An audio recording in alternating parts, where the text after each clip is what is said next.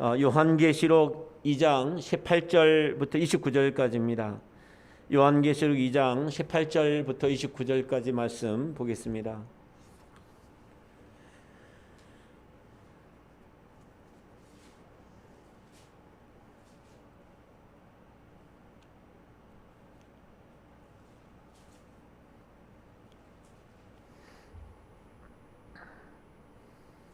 요한계시록 2장 18절부터 29절까지입니다.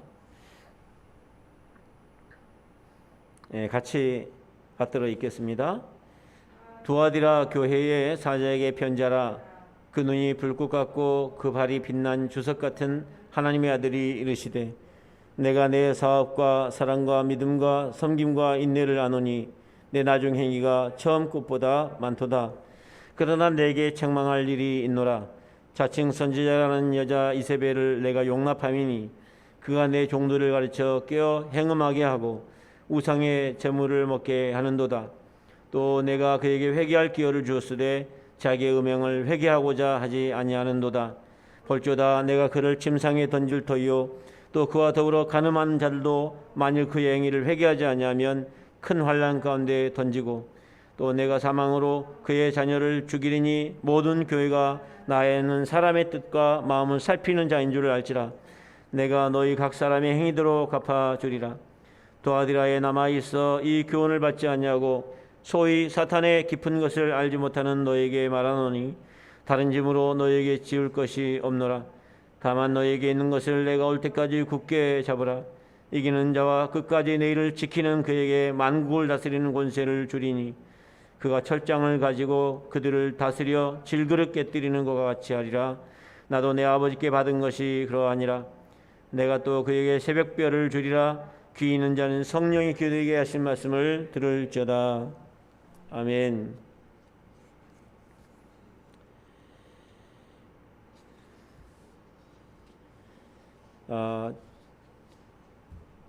우리가 이제 잘 알고 있는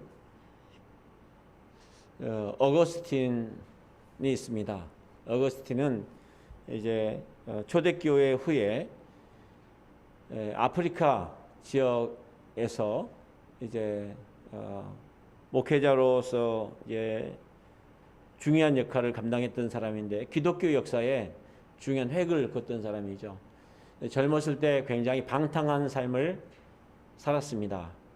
그리고 어느 날 그가 방탕하던 가운데 하나님을 만났어요. 그래서 자기가 그렇게 누리고 있던 그 모든 것을 다 내려놓고 또 이제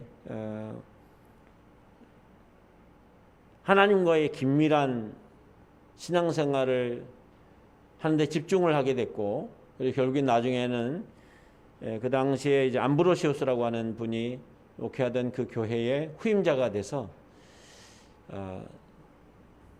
기독교의 어떤 중요한 어떤 그 기둥과 같은 역할을 감당을 했습니다.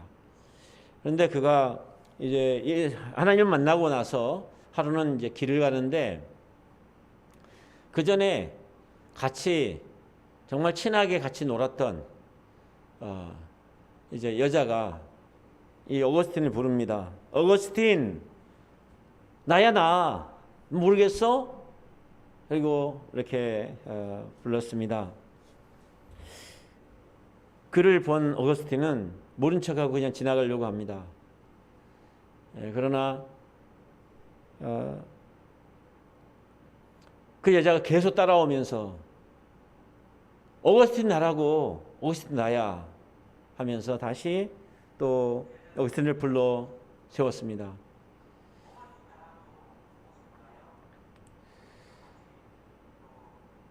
더 이상 외면할 수 없게 되었을 때 어거스틴이 그 여자에게 대답했습니다.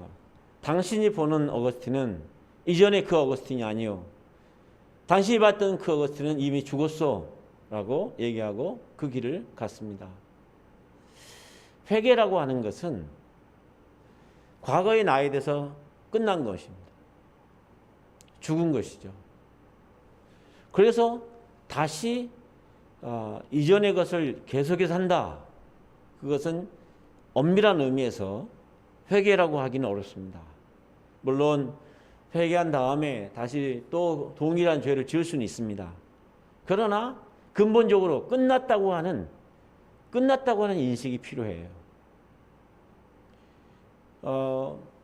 뭔가 잘못을 했는데 마음에서 여전히 여지가 남아있다면 그걸 사람들이 회개했다고 생각하지 않죠. 자꾸 반복하는 이유, 습관적으로 반복을 자꾸 하는 이유가 뭘까요? 마음에서 진실한 회개를 하지 않았기 때문이죠. 오늘 말씀의 주제는 회개하면 산다 라는 말씀입니다.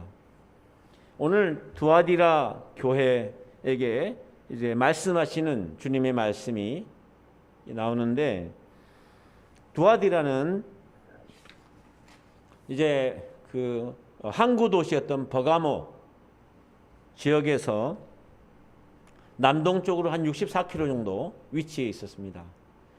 계곡과 계곡 사이에 있었기 때문에 이제 그 전략적인 요충지이기도 했고, 그 전에 버가모 그 지역이 무시아 왕국이었을 때가 있었습니다. 이 왕국이었을 때 이 왕국을 보호하기 위한 수비대를 여기 두아디라에 뒀습니다. 그만큼 전략적인 요충지였고요. 그리고 사도행전 16장에 보면 루디아 자주색 그 장사, 염색하는 장사하는 루디아 고향이 바로 여기입니다. 그래서 여기가 염색이 많이 번창한 곳이고, 그리고 협곡이었지만 그쪽으로 길이 무역로가 그쪽으로 나 있었기 때문에 또 무역상들도 많이 그곳에 거주를 했습니다. 그리고 동시에 다른 지역도 마찬가지지만 우상 숭배가 굉장히 심했습니다. 그나마 다행인 것은 이제 황제 숭배는 심하진 않았습니다.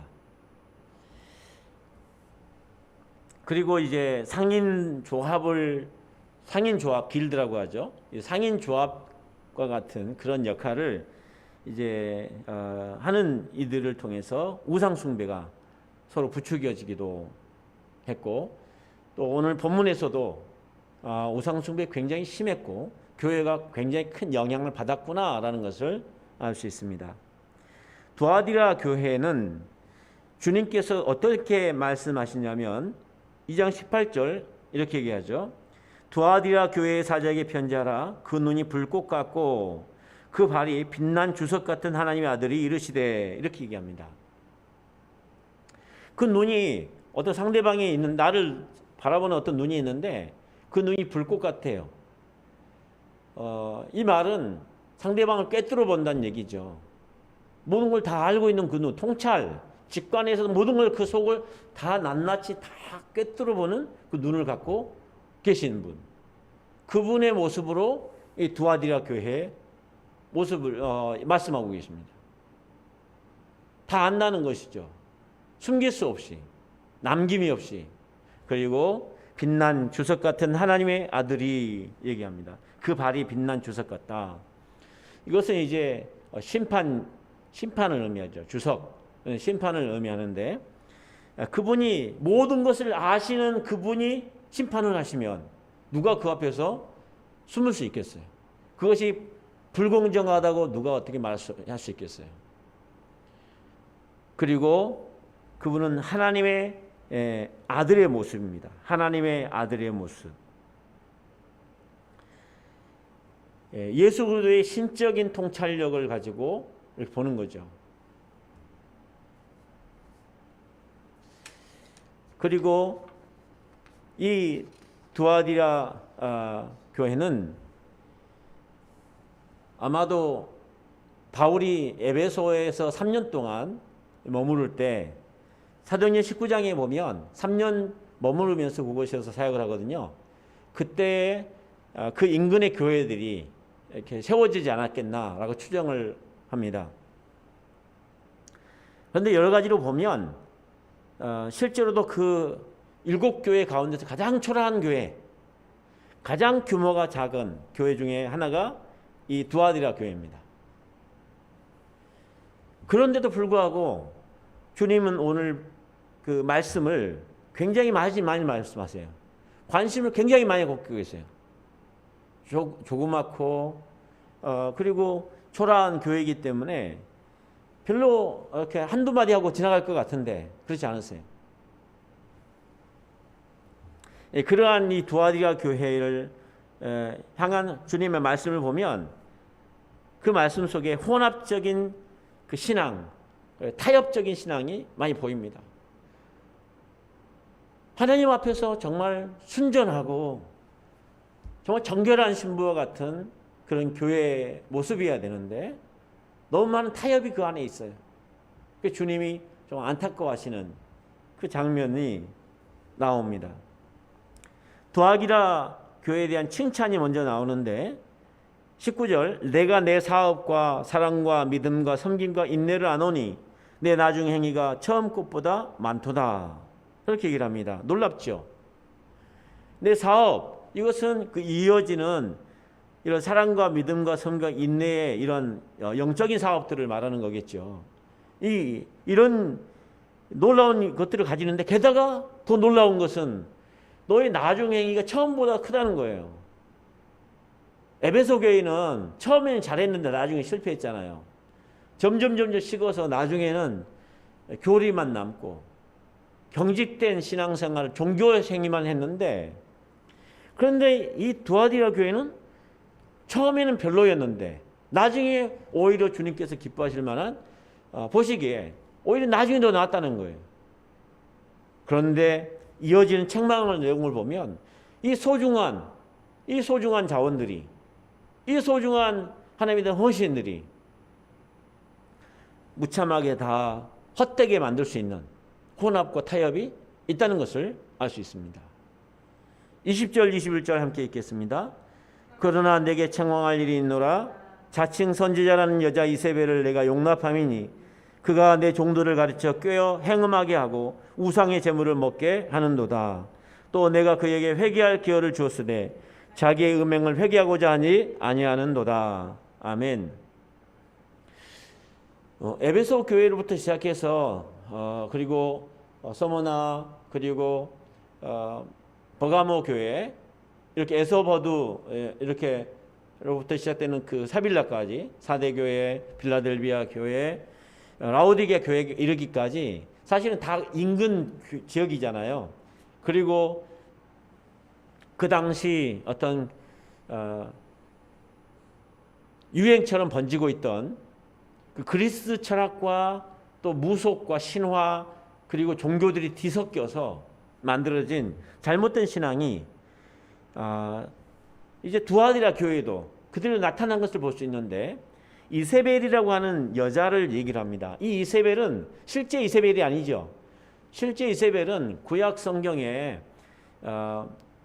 북이스라엘의 아합 왕의 왕비였죠. 시돈 공주였는데 시집을 와서 시돈의 신을 데리고 와가지고 우상 숭배를 부추기고 아합을 부추겨서 모든 하나님을 섬기는 것을 폐하고 바알과 아세라를 섬기도록 했죠. 결국에는 갈멜산에서 엘리야와 이렇게 대결을 하기까지 했는데 누구인지는 명확하게 알 수 없지만 그 교회 안에 스스로 자칭 선지자라고 하면서 이세벨처럼 그 잘못된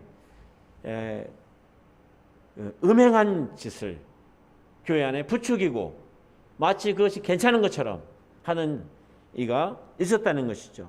그런데 이 여자에 대한 책망도 함과 동시에 뭐라고 말하냐면 그를 용납한 것에 대해서도 교회를 책망합니다. 내가 이 여자 이세벨을 내가 용납함이니 이 잘못도 큰 문제지만 그 잘못이 있을 때 그것을 바로잡을 사람이 없다는 것.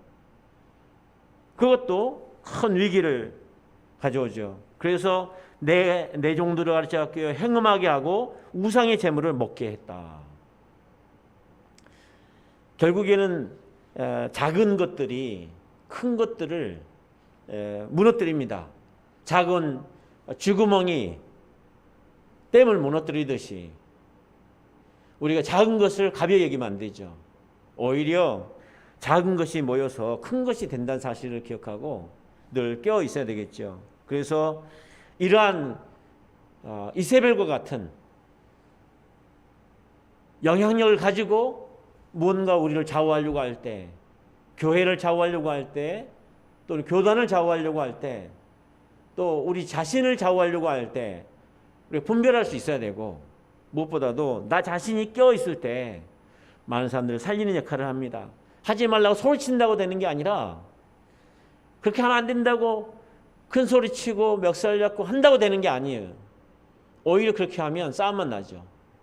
그리고 어떻게 해야 되느냐? 내가 깨어있는 사람이 돼서 그때그때 필요한 주님의 지혜를 가지고 필요한 역할을 하면 되는 거죠. 그러면 주님이 하십니다. 그들에 대해서 주님께서 뭐라고 말합니까? 22절, 23절 이어지는 말씀을 함께 읽겠습니다. 볼지어다 내가 그를 침상에 던질 터이요 또 그와 더불어 간음하는 자들도 만일 그의 행위를 회개하지 아니하면 큰 환난 가운데 던지고 또 내가 사망으로 그의 자녀를 죽이리니 모든 교회가 나는 사람의 뜻과 마음을 살피는 자인 줄 알지라 내가 너희 각 사람의 행위대로 갚아주리라. 아멘. 세상에서 재판관들이 있는데 그 재판관들이 불의하냐 공정하냐 의롭냐 불의하냐 라고 하는 것을 따질 때 행위대로 갚아주느냐 아니냐 내로남불이냐 아니냐 뭐 유전 무죄고 무전 유죄가 되는 그런 재판을 하고 있느냐 아니냐 그걸 보잖아요. 하물며 그렇게 하면서도 우리는 죄인인데 우리가 무슨 죄를 지어도 하나님 다 나를 받아주셔야 되고 나를 용서해 주셔야 되고 나를 인정해 줘야 된다. 하나님은 나를 인정하시는 것인데 죄를 인정하는 게 아니죠. 하나님은 죄인을 사랑하시지만 그 죄를 사랑하지는 않으세요. 탕자의 아버지가 탕자를 사랑하는 것이지 탕자의 죄를 사랑하는 게 아니잖아요. 그래서 진실로 우리가 주님께 돌아가려면 회개해야 됩니다. 그 탕자가 돌이켜서 회개하며 돌아가잖아요. 내가 하늘과 아버지께 죄를 졌다고 회개하며 돌아가잖아요. 그 앉은 자리에서 일어서서 돌아가죠. 그 자리에서 계속 앉아 있으면서 버티고 있으면서 회개하지 않았죠. 진정한 회개는 돌아가는 것입니다. 그리고 그 자리를 일어서는 거예요. 그리고 하늘과 아버지께 죄를 졌다고 하면서 나에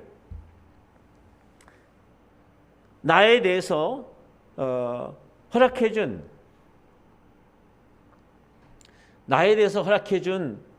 작은 것들을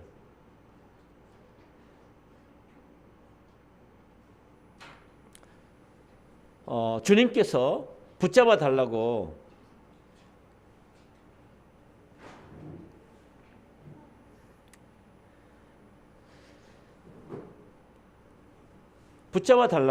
구해야 되는 것이죠. 주님께서는 이세벨과 야합한 자들에 대해서도 책망하시면서 둘 다에게 말씀하십니다. 이세벨을 침상에 던지겠다. 이것은 신학자들은 이것을 이제 병상, 질병으로 치겠다라는 말씀으로 해석을 합니다. 물론 죄 짓는다고 해서 다 하나님께서 병으로 치는 것은 아니지만 죄는 방탕이고 결국 무질서한 삶이기 때문에 결국 질병을 가져오죠. 그리고 게다가 앞에서 부추기는 역할을 했으니까 얼마나 문란했겠어요. 그러니 그 질병을 피할 수가 없겠죠. 그리고 그것을 분명하게 분별하지 못하고 또 그것을 오히려 따랐던 이 자녀들은 영적인 자녀들이죠. 이세벨의 영적 자녀가 되어버린 이들을 향해서 하나님께서 그들을 큰 환난 가운데 던지겠다라고 말씀하시면서 다시 한번 말씀하시는 것이 무엇이냐면 내 마음을 살피시는 자인 것을 알게 될 것이다 라는 것이죠. 우리가 우리 마음이 들키면 깜짝 놀라잖아요. 우리가 마음을 들켰을 때 정말 깜짝 놀라죠. 예, 그 마음을 가지고 우리가 하나님 앞에 서야 되겠죠. 오늘 이제 어제 오늘 하나님께서 주시는 그 마음이 그거였어요.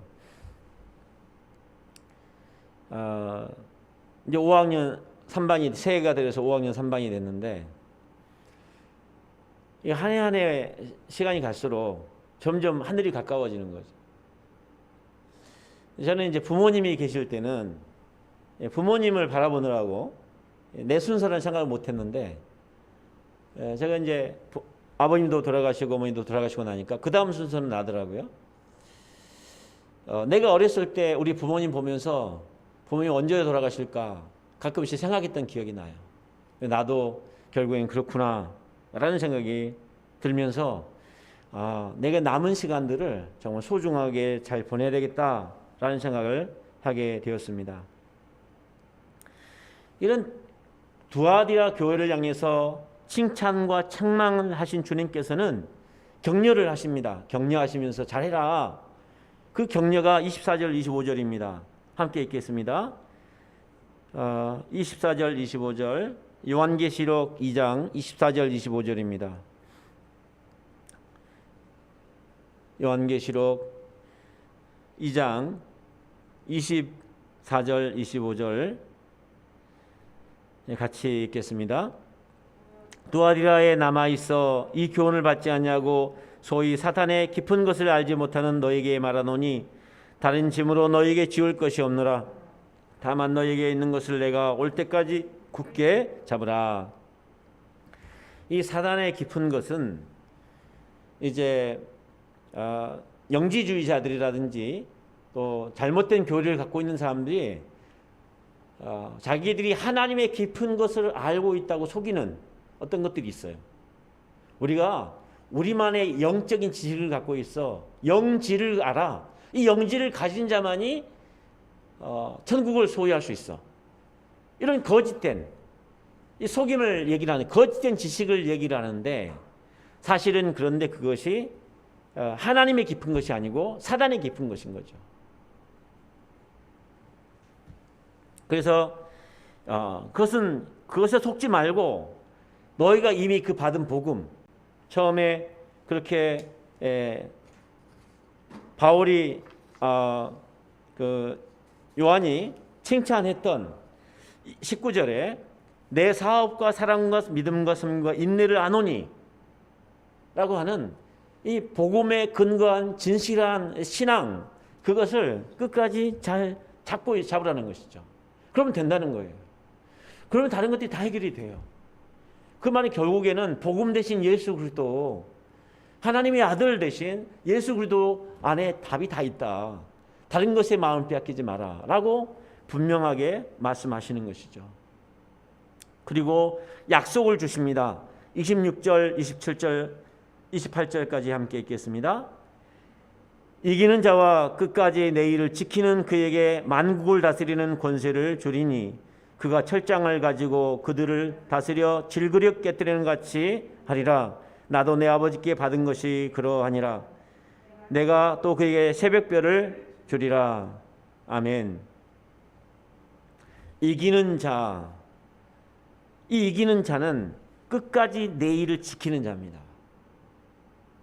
이기는 자와 끝까지 내 일을 지키는 자라고 이렇게 표현되어 있는데 그 의미상으로 봤을 때 이기는 자는 여기에서 이기는 자는 그래서 보통은 다른 교회를 향해서는 이기는 자는 뭘 이렇게 축복하겠다 이렇게 얘기를 했잖아요. 근데 여기서는 이기는 자에다가 끝까지 내 일을 지키는 자를 덧붙여 놨어요. 그래서 이것이 하나로서 알 수 있고 이기는 자는 끝까지 내 일을 지키는 자구나 라는 것을 알 수 있어요. 하나님의 일을 지키는 사람은 만국을 다스리는 권세를 주시겠다고 말씀하십니다. 예수의 통치와 종말론적인 그 약속을 주시는 것이죠. 이단들은 자기 자신들이 이제 세상을 다스릴 거라고 뭐 건물을 보면 저거 내 거 나중에 이 세상이 천지개벽을 해서 주님이 다시 재림하시면 저금을 내 거라고 찜해 놓으면 자기가 된다고 그런 이상한 소리를까지 하면서 하는데, 자기들이 알고 있는 지식이 하나님의 깊은 것이 아니고 사단의 깊은 것인지를 알지 못하는 것이죠.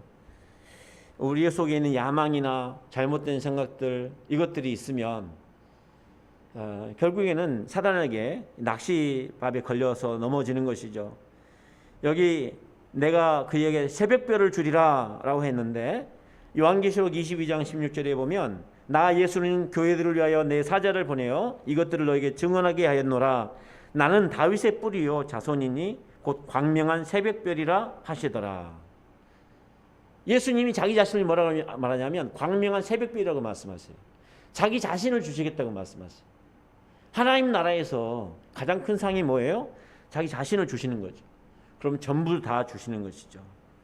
그리고 귀 있는 자는 성령이 교회들에게 하신 말씀을 들으라 라고 말합니다. 이 말은 교회의 모든 역사는 성령의 역사여야 되고, 성령의 역사가 아니면 그것을 쳐다도 봐서는 안 된다는 것을 말하고 있습니다. 성령은 예수님을 드러내고 예수님은 성령을 약속하셨죠. 그리고 성령과 예수님과 하나님 아버지는 서로 삼위 하나님이시기 때문에 별개로 예수님과 성령 없이 하나님께서 일하실 리가 없고, 또 예수 없는 성령의 역사 있을 수가 없고, 또 반대로 성령의 역사 없는 예수님의 역사만 있을 수가 없습니다. 그래서 하나님 아버지께서 예수님을 통해서 우리를 위해서 이루신 일들을 성령께서 그대로 이루게 하시고, 주님이 하신 일을 우리로 하여금 계속 감당하도록 하시는 분도 성령님이시죠. 그래서 우리는 이것을 보면서 주님 앞에 진실한 믿음으로 서야 되겠다. 그리고 진실한 회개를 해야 되겠다. 내가 회개할 기회를 주었는데 왜 회개하지 않느냐라는 책망을 하시잖아요. 그래서 우리는 매일매일 회개하는 자가 되어야 됩니다. 매일매일 돌아가는 자. 왜냐하면 주님께서도 온몸을 씻었지만 매일 발을 씻어야 된다라고 말씀하셨잖아요. 그래서 우리가 매일 회개를 해야 되는데, 제가 권면하고 싶은 것은 이제 아침에는 묵상을 쓰고요, 저녁에는 일기를 쓰면서 회개를 했으면 좋겠어요. 아침에는 결단을 하면서 결단을 하고, 저녁에는 그렇게 살았는가 돌아보고 말씀 앞에서 아침 저녁으로 늘 자신을 점검한다면 우리가 늘 깨어서 주님을 놓치지 않고 살 수 있지 않겠나라는 것입니다. 어떤 교회에 목사가 있었습니다. 한 목사가 하루는 그의 교회에서 이제 장례를 치른다고 발표를 했습니다. 그런데 누가 죽었는지 이름을 밝히질 않았습니다. 사람들이 장례식을 치르겠다고 그날 정한 날 사람들이 많이 이렇게 왔습니다. 그때 설교단 앞에 여기에 관이 하나 놓여 있고, 그리고 거기에 죽은 사람을 애도하는 그 꽃이 장식되어 있습니다. 그 목사님이 죽은 사람을 이제 소개하면서 이렇게 얘기했습니다. 이 사람은 살아있을 동안 지을 수 있는 모든 죄를 다 지었던 사악한 사람입니다. 그래서 이 끔찍한 죄인의 모습을 한 번씩이라도 볼 수 있도록 제가 관을 열어놨습니다. 여러분 나와서 한 사람씩 돌아가면서 이 관을 좀 보십시오 라고 했습니다. 그래서 사람들이 줄을 지어서 한 명씩 와서 그 관을 들여다봤습니다. 그리고 다 이렇게 지나갔는데 그 관을 본 사람들마다 깜짝깜짝 놀라고 지나갑니다. 그 뒤에 있는 사람들 도대체 얼마나 사악한 사람이길래 사람들이 저렇게 깜짝깜짝 놀래나. 그래서 긴장을 하고 가서 본 사람마다 또 깜짝깜짝 놀라는 거예요. 알고 봤더니 거기에 아무것도 없고 거울만 있는 거예요. 큰 거울이 그 관 안에 있는 거예요.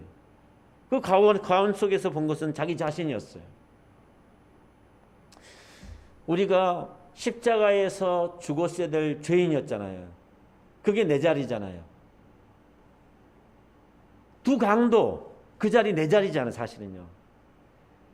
그리고 두 강도처럼 죽었어야 돼. 그 가운데 달려서 죽었어야 될 자가 바로 나잖아요. 세상 법으로 봤을 때 막장 인생이기 때문에 우리가 억울할 수 있지만, 영적으로 보면 우리가 더하면 더하지 덜하지 않은 죄인이잖아요. 그러니까 우리에게 하나님의 아들이신 예수님의 피 흘리심이 필요했고 우리의 속죄함이 필요했고 그분이 희생양이 되어주신 거거든요. 그렇다면 우린 전과자죠. 그리고 잠시만 방심하면 언제 또다시 그 자리로 돌아갈 수도 있는 그런 존재잖아요. 그래서 늘 우리 자신을 경계해야 되는 것이죠. 두아디라 교회를 향해서 주님께서 이렇게 말씀하시는 것은 오늘 살아가는 모든 교회를 향한 동일한 메시지이고 또 우리 성도들을 향한 메시지입니다. 그것이 이게 축복인 것이죠. 매일 우리가 먹고 씻고 우리 자신을 관리해야 하루하루를 건강하게 살 수 있는 것처럼 우리가 이 세상에서 구원받았지만 이 세상을 사는 동안에는 결국 한 번은 죽어야 될 우리 몸을 갖고 있고 옛 습관을 갖고 있고 세상을 거스르며 살아야 되기 때문에 매일 우리가 이렇게 영적으로 자기 자신을 입히고 씻기고 먹이는 그래서 우리 자신을 강건하게 운동도 시켜주고 하는 이 과정들을 통해서 우리가 점점 더 성장해 가지고 가고 더 세워져 가는 우리의 삶이 필요하다는 것이죠. 그래서 그 와중에서도 이렇게 타협과 혼합이 난무했던 두아디라 교회에서도 주님께서 말씀하시기를 내 나중이 처음보다 더 낫다라고 칭찬을 받았던 것처럼 우리의 삶이 어제보다 오늘이 더 낫고 오늘보다 내일이 더 나은 그런 칭찬받는 우리 삶이 될 수 있기를 바랍니다. 자, 기도하겠습니다. 아버지 하나님, 주님의 은혜로 오늘 이렇게 또 두아디라 교회를 통해서 우리 자신을 또 보게 하여 주시니 감사합니다. 그 강대상 앞에 놓여 있는 그 관에 그 거울에 비치는 내 모습이 주님의 은혜 없이는 소망이 없는 큰 죄인이며 그 죄인 때문에 십자가를 지고 피 흘리고 돌아가신 그 주님의 아버지 하나님의 피 공로가 필요했다는 것을 다시 한번 기억하게 도와주시고 그 죄인을 향하여 희생양이 되어주신 주님을 기억하면서 나의 나된 모든 것은 다 주님의 은혜라고 고백하는 우리 삶 되게 하여 주옵소서. 예수님의 이름으로 기도드립니다. 아멘. 주님 가르쳐 주신 기도 드리겠습니다. 하늘에 계신 우리 아버지여, 이름이